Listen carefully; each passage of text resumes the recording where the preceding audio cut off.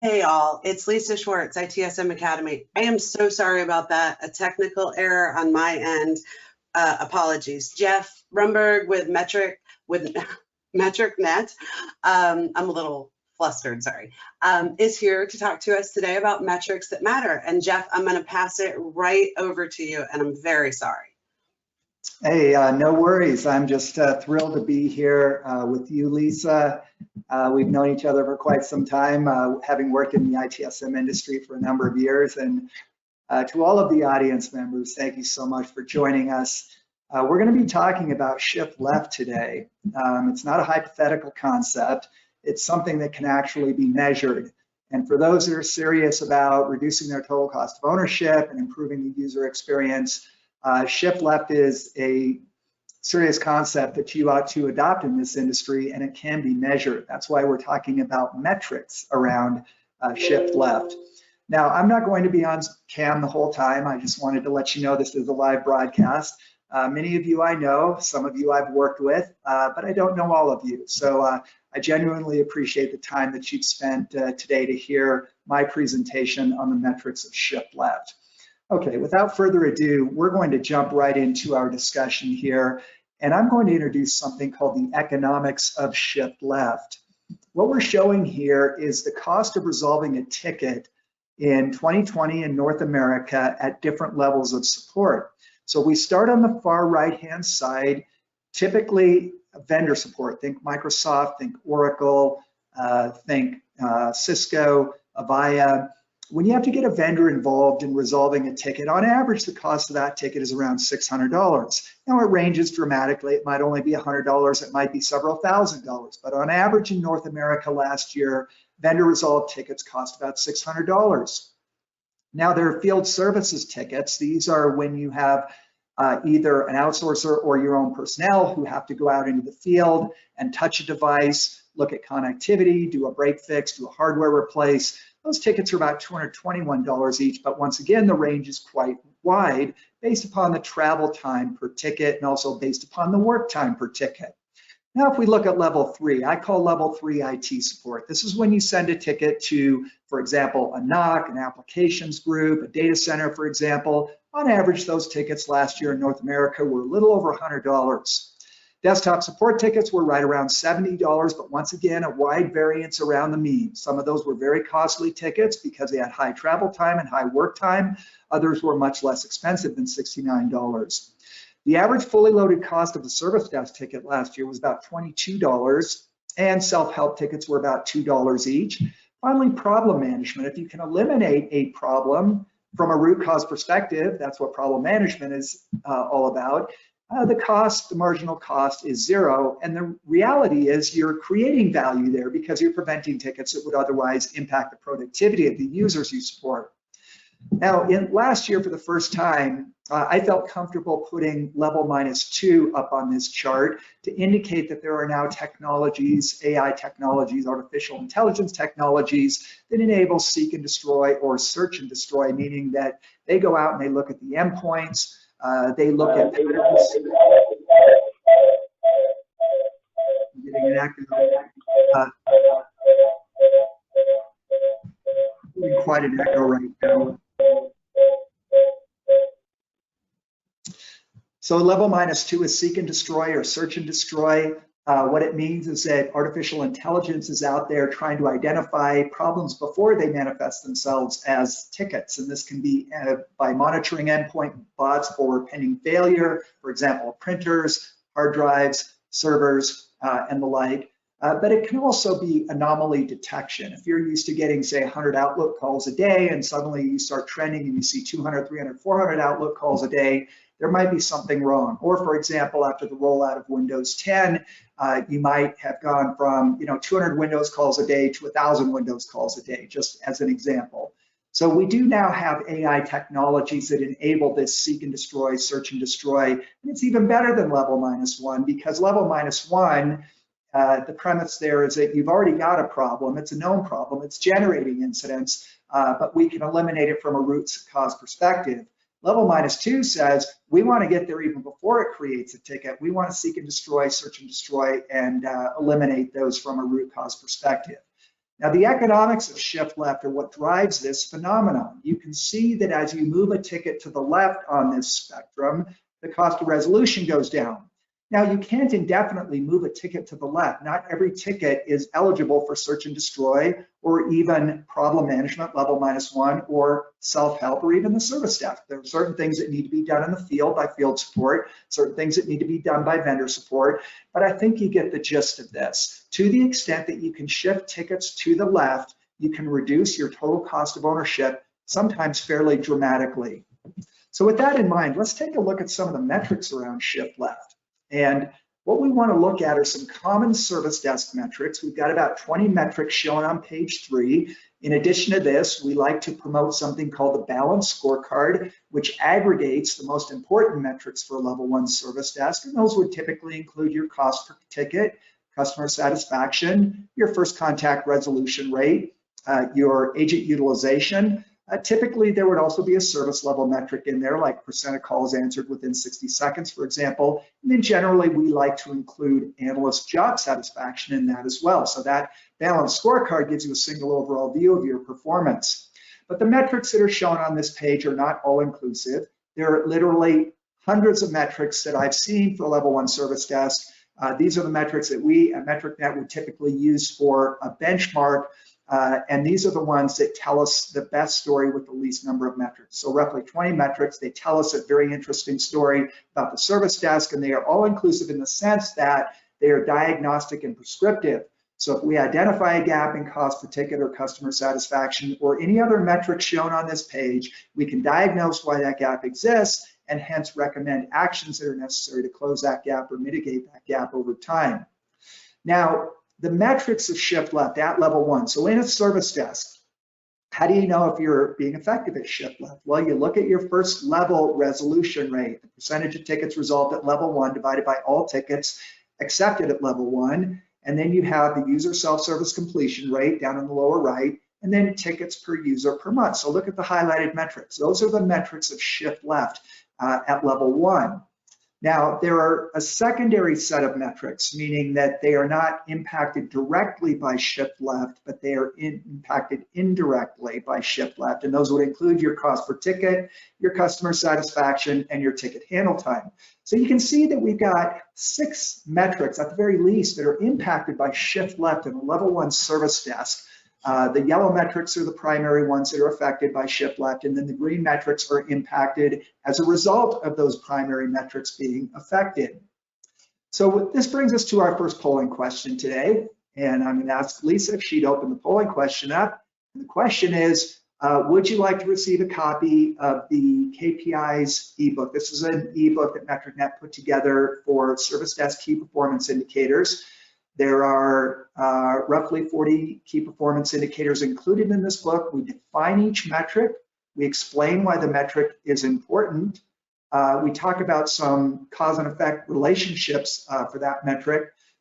So if you're interested, it's a free resource. You can download that. It's in PDF format. And it's a good desktop reference or virtual desktop reference that you can use whenever you're wondering about the definition of a particular metric. So if you're interested in that, please weigh in on that. We'll make sure that we get you a copy of the Intro to Service Desk Key Performance Indicators.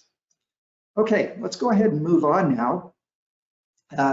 Let's talk about the shift left metrics I've just discussed. The primary metrics of shift left are your first level resolution rate, user self-service completion rate, and the tickets per user per month. The secondary metrics of shift left include your cost per ticket, customer satisfaction, and ticket handle time.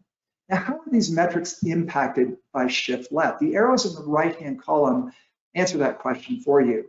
If you're shifting left, your first level resolution rate goes up because you're taking tickets from desktop support and field services and vendor support in level 3 IT, and they're moving those to level 1 when possible. And so your level 1 resolution rate increases.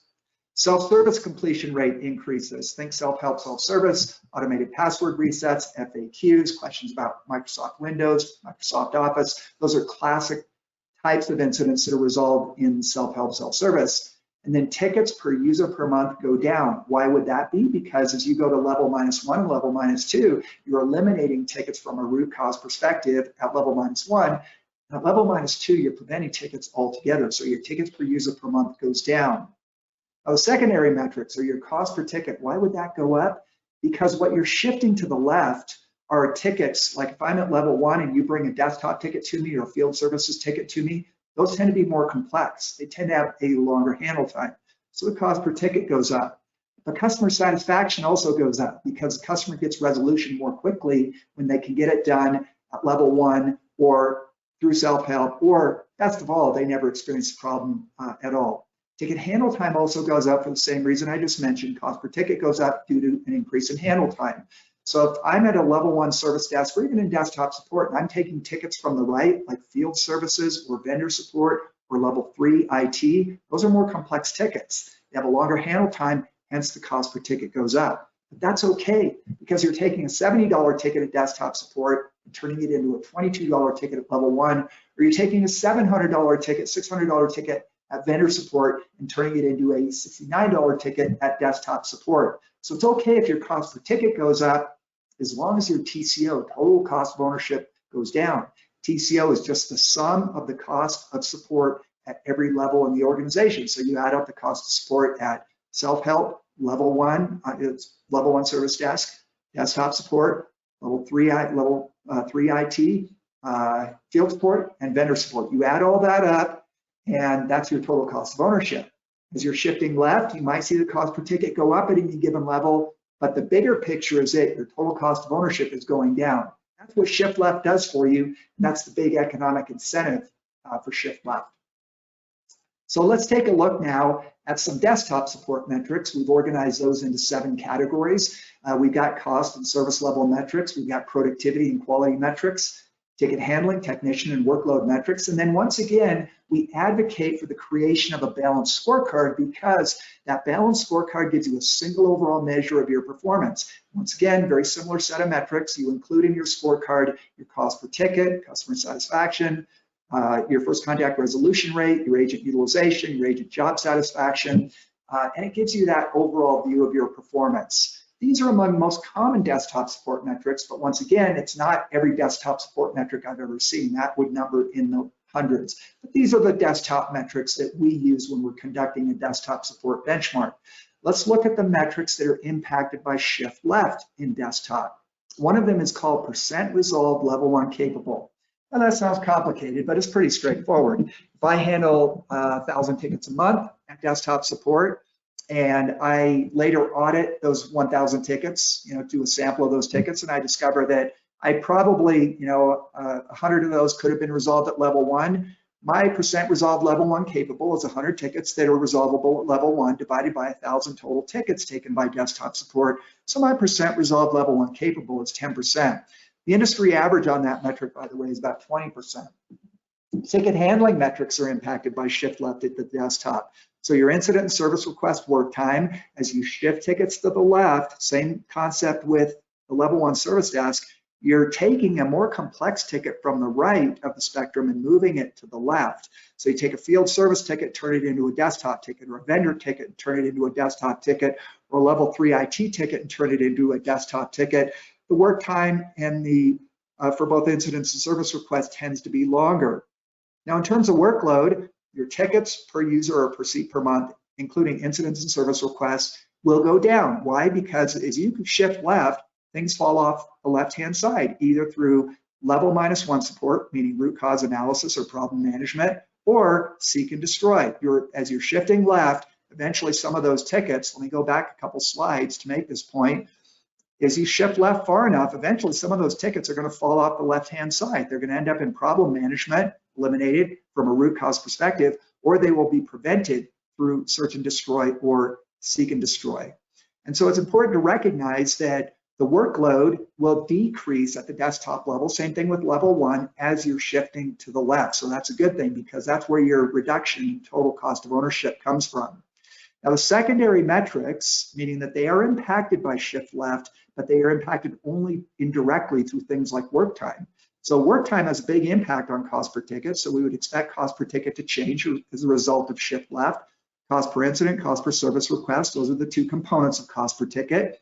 Customer satisfaction is indirectly impacted by shift left at the desktop. And then your MTTR for incidents and service requests is also going to be impacted. So we've got the primary metrics that are impacted by shift left at the desktop, highlighted in yellow, highlighted in green, are the secondary metrics impacted at the desktop by shift left.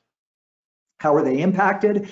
The right-hand column here shows the effect of shift left. So percent resolved level 1 capable, that number should go down because you don't want to be resolving something at desktop support that could be resolved at level 1 or especially through self-help, self-service. So you want that number, percent resolved level 1 capable, to be as low as possible. The industry average is around 20%. If you're really good, you're going to get that number down to about 5%. Nobody ever gets that number to 0, but percent resolved level 1 capable is considered a TCO, total cost of ownership metric. You want it to be as low as possible, just as you want first level resolution rate in the service desk to be as high as possible. Ticket work time also goes up for the same reasons we mentioned in the level 1 service desk. You're taking a more complex ticket to the right and you're shifting it to the left, so the work time tends to increase. The tickets per seat per month will actually go down for the same reason that tickets per user per month go down at the level 1 service desk. If you keep pushing to the left, they eventually fall off into level -1, that is prevention, or level -2, seek and destroy. Cost per ticket will go up for the same reason it does with the service desk. You're taking complex tickets and you're moving them to the left to level 1 support or desktop support. The work time is longer, so the cost per ticket goes up. The customer satisfaction goes up because customers are getting quicker resolution on those tickets, and your MTTR sometimes will go up as well. That's not a bad thing. Overall, what we're looking for is global optimization. So sometimes that means your cost per ticket at any given level goes up. Sometimes that means your MTTR might go up because you're handling a more complex ticket set that's being shifted to the left. But in the aggregate, what we're doing is reducing TCO and improving the customer experience. So let's take a look at an insurance industry case study. This was an insurance company that MetricNet worked with over the course of the year, and I'm showing all the shift left metrics at level 1 as well as desktop support. I designated them primary and secondary shift left metrics. As you can see, we've already discussed all the metrics shown in the 2 columns on the far left. What I'm showing in the 2 columns on the far right is their performance at the beginning of this initiative to shift left, and then 1 year later, what did that metric look like? First level resolution rate went from 67 to almost 84%, huge improvement there. The self-service completion rate went from 3% to more than 11%. That's a good thing. Self-service tickets have no marginal additional cost. There is a fixed cost associated with the technology for doing self-help, self-service, but that gets amortized over the number of tickets that you drive through that channel. So they're really, a lot of people think of it as it's an agentless ticket, so there's no agent costs associated with those self-help, self-service tickets, and growing that from 3% to 11% is huge. Tickets per user per month, look at how those decrease from almost 2 tickets to down to around 1 ticket. That's where you get the massive reduction in TCO by shifting left. Eventually, remember, tickets fall off the left-hand side, they end up at level -1 or level -2. Cost per ticket at level 1 went up. That's okay though, because total cost of ownership did go down. And we're going to see that in just a moment where I show you what the TCO calculation looks like. CSAT went from just under 80% to more than 92%, almost 93%. And the handle time went up from 7.62 to 8.92 minutes. What we're looking for here is global optimization. So it's okay if the cost per ticket goes up at level 1, and it's okay if the handle time goes up at level 1 if the total cost of ownership goes down. And what you're going to see in just a moment is that the total cost of ownership not only went down, it went down by a massive amount, by about $37 million. You'll see that in just a moment. Let's look at our desktop support shift left metrics. Percent resolved level 1 capable at the beginning of this insurance industry initiative to shift left was around 23%. That's a high number, it's higher than average. They got it down to 7.2% within 1 year. So 7% roughly of the tickets resolved at desktop support could have and should have been resolved at level 1, but that's a whole lot better than 23% of those tickets that could have and should have been resolved at level 1. The ticket work time increased from about 35 minutes to 39 minutes. Tickets per seat per month dropped pretty dramatically from half a ticket per seat per month to 0.3 tickets per seat per month. Ticket costs went up from $72 to $90. Customer satisfaction went up from 84% to 91% because they're getting better resolution, and the shift left, getting it resolved at level 1 when possible. And finally, the MTTR, it went up. And I mentioned that sometimes when you're looking to globally optimize something, you're going to have a metric move in the direction that you think is the wrong way. It's counterintuitive that the cost per ticket goes up and that the MTTR goes up. But if we get a better global outcome, that's what global optimization is all about. We're not about optimizing cost per ticket at any given level or MTTR at any given level. What we're about is optimizing the global support system, end-to-end support, minimizing the total cost of ownership, while at the same time maximizing the quality of the customer experience. So from this same insurance industry case study, let me show you what happened to their total cost of ownership.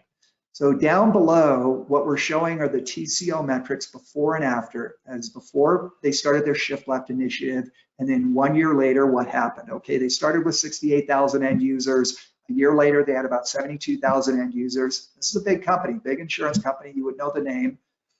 At level -2, seek and destroy, they didn't have any tickets that were resolved through seek and destroy prior to their shift left initiative. A year later, they were eliminating approximately 4,700 tickets that never impacted the user through seek and destroy.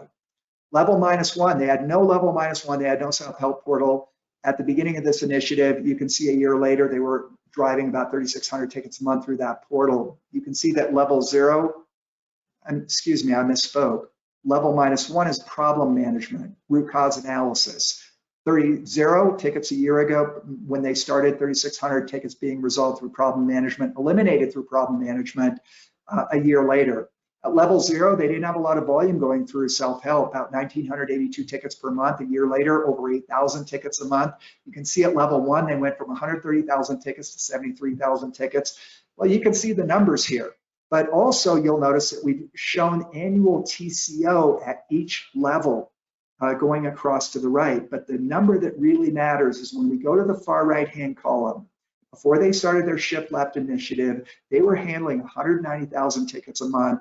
The average cost per ticket across all levels of support was around $51, and the total cost of ownership was about $116 million. A year later, their average monthly ticket volume, despite the fact that their end user population went up, they were down to 116,000 tickets a month.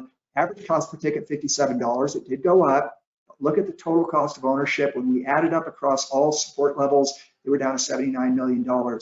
That's an enormous $37 million savings. Not everybody gets that much savings. This obviously was a large organization. They had a huge scale, but this is the potential of shift left if you've not done it before. The potential to reduce your total cost of ownership, the potential to get the right ticket to the right person at the right place at the right time, the potential to maximize first level and first contact resolution rate, the potential to drive volume into self-help, self-service, to eliminate tickets through problem management, and to prevent tickets altogether through seek and destroy or search and destroy. So what did we learn from this insurance company? Well, establishing performance targets for every TCO metric is a good thing. You want to have a target to shoot for if you're serious about shifting left.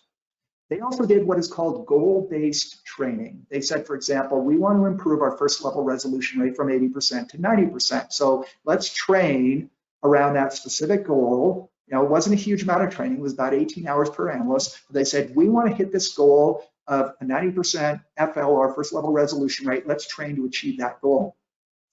They established formal knowledge and problem management disciplines, which they didn't have before. Those are two of the ITIL practices. There's now 34 ITIL practices. In ITIL 4, in ITIL 3, there were 26 ITIL processes. So it became more complex, but problem incident knowledge management, in my opinion, are the big three. Those are where you get the 80% of the value. If you're looking for the 80-20 rule around ITIL, I would focus on problem incident knowledge management.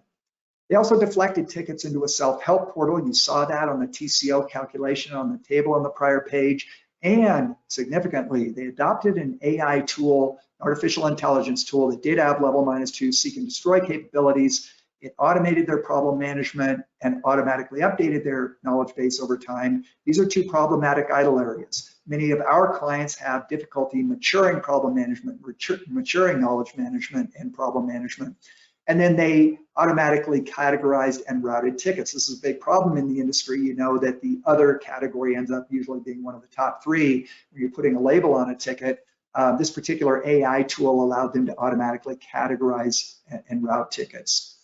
So that's the quick overview on total cost of ownership. I want to, and shift left. What I want to do now is shift gears a little bit and share some knowledge with you, because we're going to give you an opportunity to receive a report called the ITSM Intelligence Report, just completed late last year by MetricNet. So I'm jumping ahead a few slides, but let me go back and share with you some of what we learned in doing the research for this report. So tribal knowledge, you know what that is. It's knowledge that's stored in the heads of the individuals that work in service and support, but hasn't been recorded anywhere. It's not in the knowledge base, it's not documented anywhere.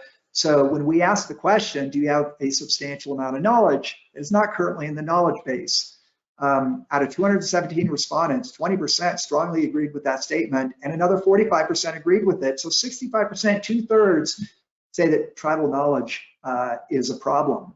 So the ability to capture knowledge, especially automatically, is huge. And we're now starting to see in the industry AI tools that allow that capability, that have NLP, natural language processing, and read the free-form text fields in the ticket and can help identify knowledge and update knowledge articles, purge obsolete knowledge articles, create new knowledge articles. Let's take a look at the front line, which for the first time in 2020, frontline meaning those that are customer facing, whether at level 1 or desktop support or field services, they're not afraid of AI anymore, this is the first time that's happened.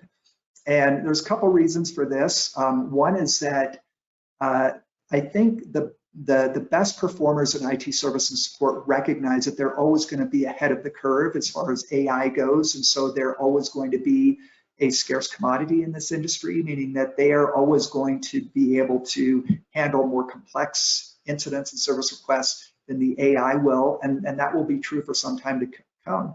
Now, the analogy I like to use is that if we look at the auto industry back in, when there were the big three, General Motors, Ford, and Chrysler in the 1960s,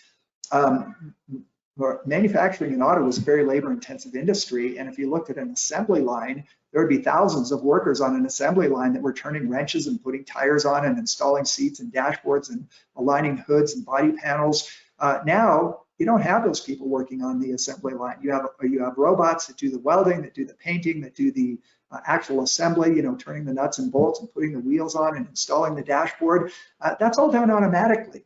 And those that are working on the front line are now engineers behind safety glass that are looking at computers and are looking to ensure that they remain within statistical tolerance levels on body alignment and paint thickness and reflectivity and things like that. So the assembly line laborer has become an assembly line engineer. It's a much higher skill position, better paid position, position that requires a huge amount of training. And the best performers in IT service and support recognize that AI is going to do the same thing in the ITSM industry that it did for the auto industry, meaning that at first AI is going to handle commodity things like password resets, Microsoft Office, Windows, FAQs, things like that. And what this is going to do is allow the personnel, the technicians that work in desktop support, field services, and level 1 support to achieve their full potential and work on more complex problems, more complex issues. But if you look at the number of support personnel that agree with this statement, my organization would benefit from AI-powered problem detection and resolution, 21% strongly agree and 42% agree. So again, we're close to 2/3, with 63% that agree with that statement. They believe that they would benefit from AI.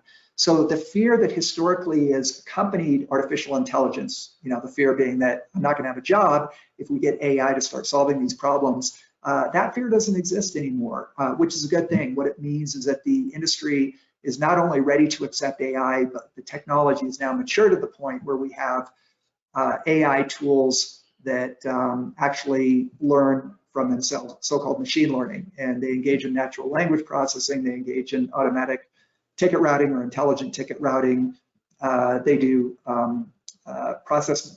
business process mining, and a variety of other things. But the key thing is that they get smarter over time. They actually improve through machine learning. They're also not afraid of automation. Automation, AI, not the same thing. But when we ask the question, my organization would benefit from automatic ticket categorization, 25% agree, strongly agree, and another 44% agree. That's 69%. Think about that. This has been a problem in the industry for as long as I've been in the industry, 3 decades, is the idea of creating labels on tickets that mean something, that you can do root cause analysis with. And we all know that the so-called other category almost always ends up in the top 3. And the ticket categorization is imperfect at best. In fact, it's actually pretty bad in most cases. But some of these AI tools that exist out there are now very good at reading free-form text and also looking at the actual formatted part of the ticket and determining what the actual driver is. So something that says Windows ticket might actually be VP token lock, the VPN token lock, sorry. A ticket that says password reset might actually be something really different than a password reset. It might be a permission issue. So a good tool can actually recategorize tickets and create meaningful categories that can be used for problem management and root cause analysis. When we asked about a wish list, and again, you're going to have a chance to get a free copy of this report. When we asked, those who were involved in this, 217 people, from the front line, what's your wish list? Number 1 on the list, we'd like AI and machine learning. We'd like to see some artificial intelligence to help us. Because one thing we've learned through the pandemic is that ticket volumes are up by about 35% across the board, but headcount's not up at all. So take an impossible job from 2019 and turn it into a doubly impossible job in 2020 because of increasing ticket volumes due to people working from home, people having connectivity issues, all sorts of things, but volume is up by 35%, headcount's not up at all. Communication and change management, 18%, put that high on their list of their wish list from the front line. Better knowledge and self-service, 13%. So you can see this wish list here when we asked them, if you could have anything you wanted or make any changes you'd like to make in IT services support, what would be number 1 on your wish list? And number 1 turned out to be AI, artificial intelligence, and machine learning, meaning AI that gets smarter over time. So this brings us to our second polling question, and I've already, kind of teased this. We're going to open this polling question, and it simply asks you, do you want to get a copy of this ITSM intelligence report? There's no charge for it, of course. It's more than 60 pages. We've got more than 200 respondents, 4 core topic areas, and I've just shown you those 4 core topic areas. And then we've got more than 80 verbatim quotes in there. So if you'd like to see what the state of the industry was in 2020, the ITSM intelligence report will answer those questions for you. So let me review what we've discussed today, the economics of shift left and the metrics of shift left. Although this slide is entitled The Economics of Shift Left, the economics of shift left are what drive the metrics of shift left. So the economics here show the fully loaded cost of resolving a ticket at different levels in the organization. And if you can take a vendor ticket and turn it into a field service ticket, or take a field support ticket and turn it into a desktop ticket, or a desktop ticket and turn it into a service desk ticket. And by the way, a lot of shift left is happening during 2020 out of necessity, because not as much desktop support was going on during the pandemic, not as much field support was going on during the pandemic. So level 1 had to get really creative about how they could resolve remotely as many tickets as possible. Now, we do know that some tickets can't be resolved remotely.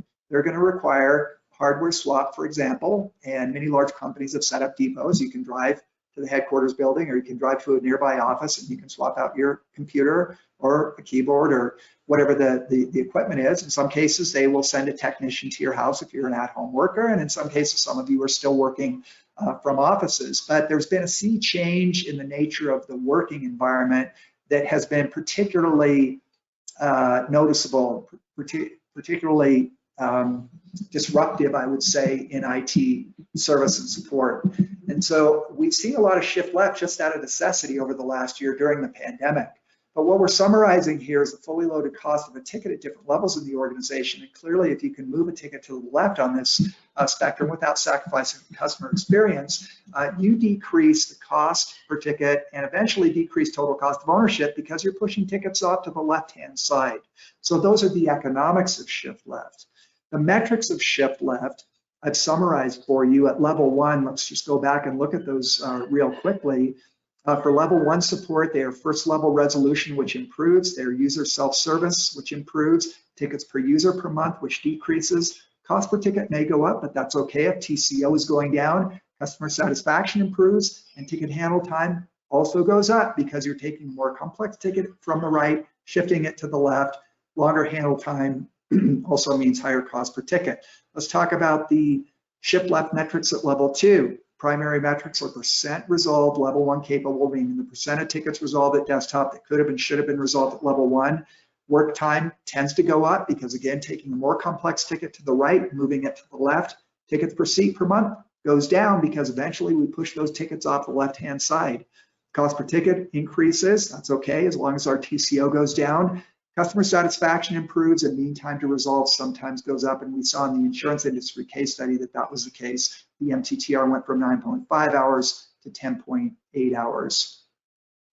So that's a quick run through of the metrics of shift left, the importance of shift left, the power of shift left in helping you reduce total cost of ownership and deliver a higher quality customer experience. So what we say at MetricNet is that there are 2 foundation metrics. One is total cost of ownership. The other one is customer satisfaction. And if you're moving the needle on both of those, you're reducing your TCO while at the same time improving your customer experience, that's a win for everybody. Shift left does that for you. If you've never engaged in a shift left initiative, if you've never thought seriously about this, I would encourage you to take a close look at shift left because there's great power here to reduce your total cost of ownership and deliver a higher quality customer experience. So let me see if we've got any questions here. And I don't know if I'll be able to, yeah. I don't know. I'm so sorry to everyone. Let me just say that the GoTo suite has gone through an upgrade, and that's part of what caused our issue this morning. Can you see the questions? Oh, we don't actually have any questions other than the ones that we originally received from the registration. So let me start taking you through those, Jeff. And then you guys, you've got Jeff for another 19 minutes. So any questions that you have, please throw into the chat and we'll get those covered as well. So the first question is from Gail, and Gail is very exciting for Gail because she is working at an organization where they are just starting adopting and adapting ITIL and ITSM best practices. So her question, I'm just looking for ideas or tricks, tips to help ease the resistance from new people who are about to start adopting ITIL/ITSM best practices for service management. Any ideas that you may have? Thank you. Yeah, you know, there's resistance to some change, but there's an embrace of other types of change. And generally training, whether it's ITSM best practices, ITIL training, is perceived as a positive thing. So we know from having done thousands of benchmarks that there are known drivers of employee job satisfaction, and they are training, coaching, and career pathing. And if agents feel that you are investing in their future by giving them sufficient training and quality training, and you're coaching them effectively, and they've got a real bona fide documented career path, you can maximize job satisfaction that way. That in turn reduces absenteeism and turnover, both of which are very costly within a support organization. So the question is interesting to me because I typically don't hear resistance to training opportunities. You know, if you're going to get trained at an ITIL basic level or at a higher level, you're going to get trained in ITSM best practices. That's normally overwhelmingly seen as a positive thing because people want to improve their skill sets. They want to become better at what they do, and they want to know that they are valued within the organization. And one way to demonstrate that they are valued is to offer training, coaching, and career pathing. So To the extent that you receive resistance, I would, just based on my experience, say that that's probably coming from people that have gotten too comfortable in their jobs and they just don't want any change, or maybe people that have been there too long and need to turn over. And I'm not suggesting you can. I'm just saying, you know, complacency sets in when somebody's been at a, you know, we sometimes do benchmarks and find that people have been, you know, doing, you know, service desk or desktop work for 10, 15, 20, 25 years. And you grow stale over time, you grow complacent over time. And sometimes that's where the resistance comes from, or people that have gotten really comfortable in their jobs and they just don't want to hear about training, they don't want to hear about best practices, they want to keep doing things the way they always have. They may be nearing retirement, they may have just gotten really comfortable in the job, or they're just not, you know, interested in improving their skill set as a tech support professional. So my hope would be that the resistance to what you're talking about, training in ITIL and ITSM best practices, would come from a limited number of people or none whatsoever. Your best performers are going to embrace this, as they should. Right. This is a great opportunity for them. Right, and I also will just say that the itsmprofessor.com, which is a blog that we've run for 16 years, there's a lot of resource on here in that topic. And Jeff, boy, have the questions come rolling in. So buckle up.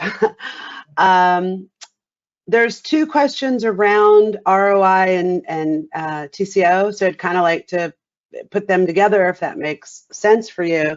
So sort of the first part, how is the ROI of Shift Left measured? And then does the $2 TCO for self-help take into account the customer's time spent solving the issue? And that's from Tom. So maybe if we could take Tom's question specific to the deck first.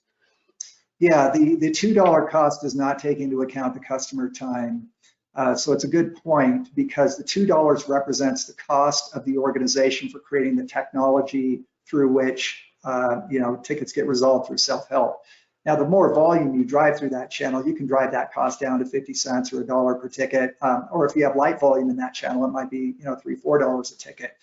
But Tom brings up a good point, which is that you don't want a user spending too much time in a self-help portal because their time is valuable. And if you have users that are spending 30 minutes, 40 minutes, an hour in a self-help portal, that's a waste of time. They should be calling the formal source of support. They should be filing a ticket or calling or chatting or getting support from a professional. So the rule of thumb that we use, Tom, is that an end user shouldn't be spending more than 10 minutes at a time in a self-help portal, because beyond that, on average, they're going to be consuming more resources than they're saving. So self-help, self-service is great for simple things: password resets, Microsoft Office FAQs, Microsoft Windows, some of the really basic stuff. But when it becomes more complex, longer handle times, you know, proprietary business applications and infrastructure, you don't want a user spending a lot of time in the self-help portal, and they should be contacting the formal source of support. But users like channel choice. They like having a choice between chat, voice, walk-up, web submit, email, and self-help, self-service. But you know, for those users that are tempted to spend a lot of time in the self-help portal, they're not doing anybody any favors. So the $2 does not take into account the user's productive time. And the second part of that is that you don't want a user spending a whole lot of time in self-help, self-service, because they're not saving the organization any money when they do that. Now, there was a second question. Could you read that again, Lisa?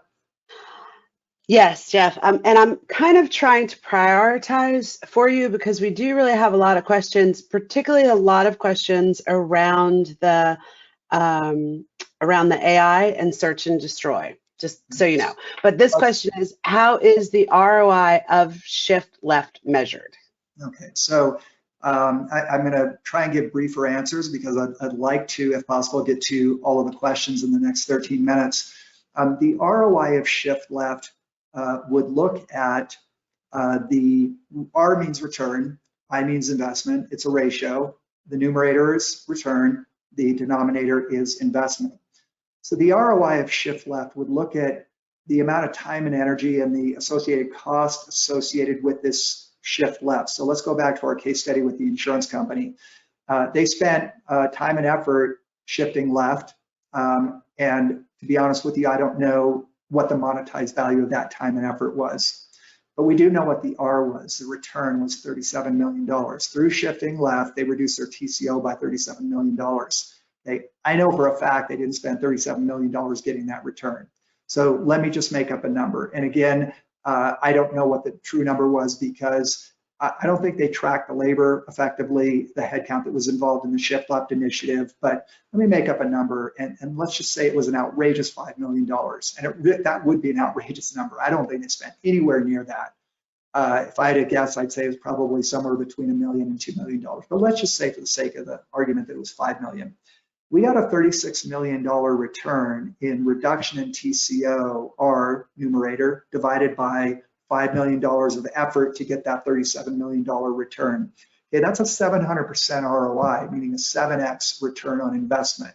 So the way you measure ROI in Shift Left is what are you saving through Shift Left? That becomes your numerator, your return, and how much did it cost you to get that? What did you have to pay in technology, time, effort, consultants, whatever it was, to get that $37 million in savings at the insurance company? And again, I made up the outrageous number of $5 million because I know it was nowhere near that. It was significantly less than that.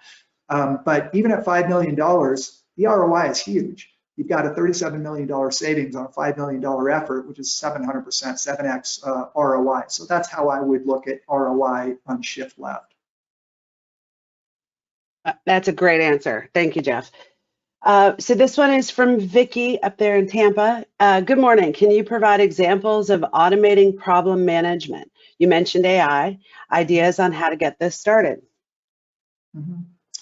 Yeah, there are, most of what passes for AI in this industry is not really AI, it's a rules-based stuff. So some of the common, Watson and some of those tools, they read knowledge and they will chat with you and they will and sometimes synthesize voice, and there will be a voice bot, there will be a chat bot built on top of this tool that reads knowledge articles, but it tends to be rules based. So a lot of what passes for AI in this industry is not really AI, it's rules based. The difference being that artificial intelligence isn't based on human rules. Artificial intelligence comes up with its own construct for what the environment looks like, what's driving the contact volume, how to route tickets intelligently, how to shift left over time, and how to do problem management.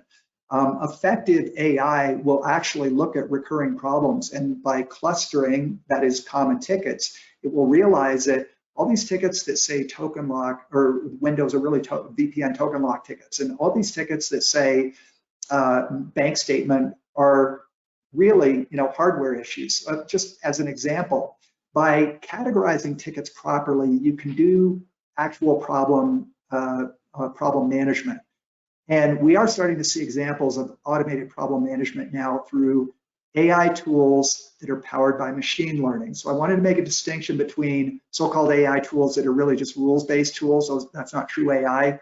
True AI is not rules-based. It develops its own rules over time based on experience. It learns from itself. It gets smarter over time. It also reduces your TCO. It shifts lefts. It automates problem management if it's an effective tool. So the way it automates problem management is that it does what's called clustering. It looks at the free-form fields in the ticket, through natural language processing, and it looks at the formatted fields in the ticket, and it looks for connections. It looks for common phrases, for example. And oftentimes, what you might categorize in Remedy or Sharewell or ServiceNow or any other ticketing tool, the way they're categorized, an AI tool will categorize things very, very differently in an effort to get at root causes so that it can automate problem management. Now, problem management is the discipline, the ITIL discipline of looking at root causes of known problems. So a known problem is something that is generating incidents in the environment. An effective AI tool is going to get at those root causes and eliminate them, sometimes automatically, sometimes by creating an alert that lets somebody else in IT correct the problem, because oftentimes a problem will be driven by multiple root causes. AI can sometimes resolve them automatically. AI, if it can't resolve them automatically, it can create an alert for somebody in IT that says, this is why you keep getting this particular incident. So if you've got 10,000 incidents attached to a known problem, first of all, it's not unusual in a large enterprise to have tens of thousands of known problems. You're never going to get that number down to zero. You focus on those that are generating 80% of your volume. So you would look at what's called incident velocity, which is the number of months that the problem, or the number of incidents associated with a known problem, and you divide that by the number of months that the problem has been out there, and that gives you your problem velocity. You work on the high velocity problems because those are having the most impact on your users. An intelligent AI tool that learns through machine learning automatically does that. It looks at the problems that are driving the most volume, it gets to root causes, corrects them when it can, or creates an alert if there's some manual intervention required.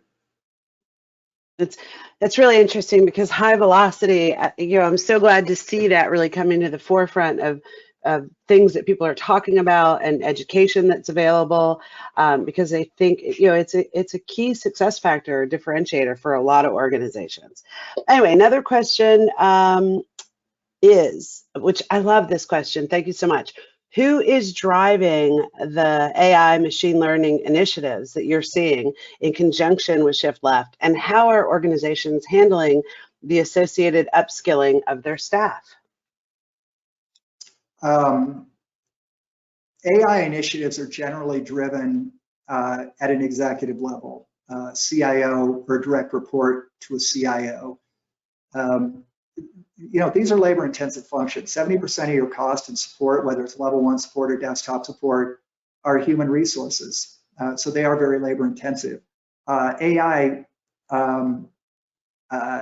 is a replacement for labor, not for all labor, but for the commodity type stuff, for example. And eventually it will get smarter and smarter, and resolve problems that are unique to a vertical market, that will resolve problems that are unique to the infrastructure of a company or unique to the business applications of an organization. So CIOs are very motivated by 3 tactical measures: better, faster, cheaper. So better means higher quality transactions with the customers. Faster means quicker resolution times. Cheaper means lower total cost of ownership when it comes to service and support. So the AI initiatives tend to be sponsored by executives who are, driven by bottom line. Particularly during COVID, as I mentioned, ticket volumes are up by 35%, but headcount's not up.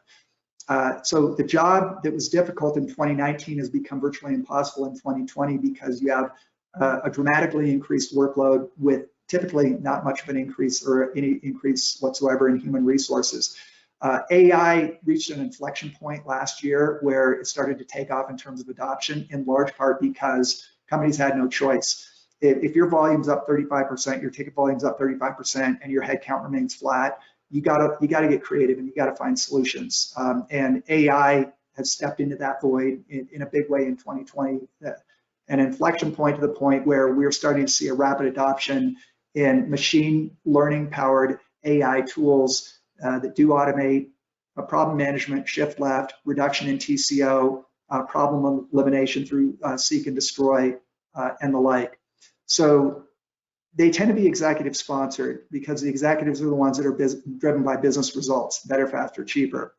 Now, the second part of the question, or the first part maybe, it was upscaling. I'm not sure what that meant, because upscaling staff, I don't know what that means, because what happens is when Jeff, I'm going to interrupt 1 second to say the word is actually upskilling. Oh, upskilling. Yeah. Okay. Yeah, it's a good question, because AI takes away the easy stuff, and what's left is a more complex problem set at every level in the organization. Okay? Well, some individuals are very good at staying ahead of the game, and because they realize it's critical to their career success, and so they stay ahead of the game. They read and they study and they take courses, and they stay ahead of the AI.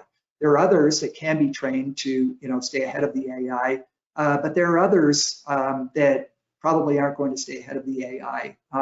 Now, I've never seen layoffs as a result of AI. I want to make that very clear, but I have seen attrition as a result of AI. This is a high turnover industry.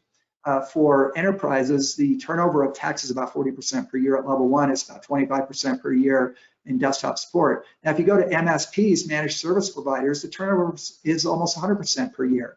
So if AI is displacing personnel, it never results in layoffs. It's just you get attrition and you don't backfill.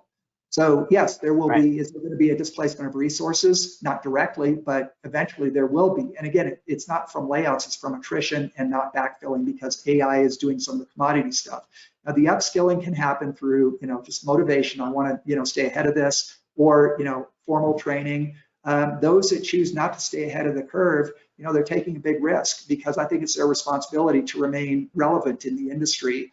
And the bots, I'll be doing a presentation later this morning on this. The bots are here, AI is here, and it is going to make a huge impact on ITSM. I gave the auto analogy earlier. That's what I see happening in this industry, is that support technicians are going to become support engineers that are directing the AI bots, telling them what to do.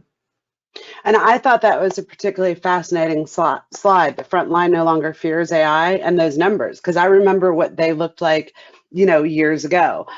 So thought it was fascinating. So Jeff D has a great question too. He's asking, how are you measuring customer satisfaction? And I would personally add sort of onto that and employee experience. But Jeff, we're at 11:59. So let me do my moment of housekeeping. You guys that are with us in a very large number today. So of course, today's the day we had the technical issue. Again, I really apologize for the rocky start. For those of you that have to leave, thanks for being here. As you probably know, because you've been here before, when you log out, it will ask you a couple, a very short series of questions. The most important one really being, what ideas do you have? What else do you want to see our webinar presenters talk about? We really do use that list to build out our calendar every year. So, we love your ideas and your thoughts. And remember, for those of you that are practitioners on this webinar, what you guys always say, you want to hear practitioners. That's great. We agree. Guess what? You are. So any practitioner who has an idea about something they would like to present, please reach out to me or my team. We would be very happy to help you build that presentation. Then it's even something that you could submit to present at different conferences. So if you've been thinking about doing that for a while and you just you need a little bit of help or a little bit of a push, we're here to help and push. Jeff, we have several more questions. So you good to stay and keep going? Unfortunately not, because I've got another webcast. Okay. It's a 2 webcast day. So, here's what I can do, Lisa. If you want to send me those questions, I will answer them in writing. And if you wouldn't mind getting back to the individual who had the question, or somehow distributing that to the group, I can write out to the question. Absolutely. We can put the script up right on the YouTube channel where we put the recording. So yeah, and I think all of these are going to be, there's lots that you'll be able to group together and just kind of write a little follow-up for us. So I appreciate you doing that, Jeff. And again, man, it was great seeing you. And I really, really enjoyed today. And I learned a lot, although the first 7 minutes while I was having my technology heart attack, I didn't absorb it all. So I actually look forward to going and listen to the beginning part of the recording myself. So yeah, everyone's saying, thanks, Jeff. It was awesome. And people are being nice about my technical issues. So that makes me feel better. You are my peeps and I appreciate you all. So we will see you next month, March 18th. Is our next upcoming webinar. We've got a great speaker and a great topic, but we're running out of time. So we will talk to you guys all soon. Thank you again, everyone. Bye. Lisa, thank you, everyone. Bye.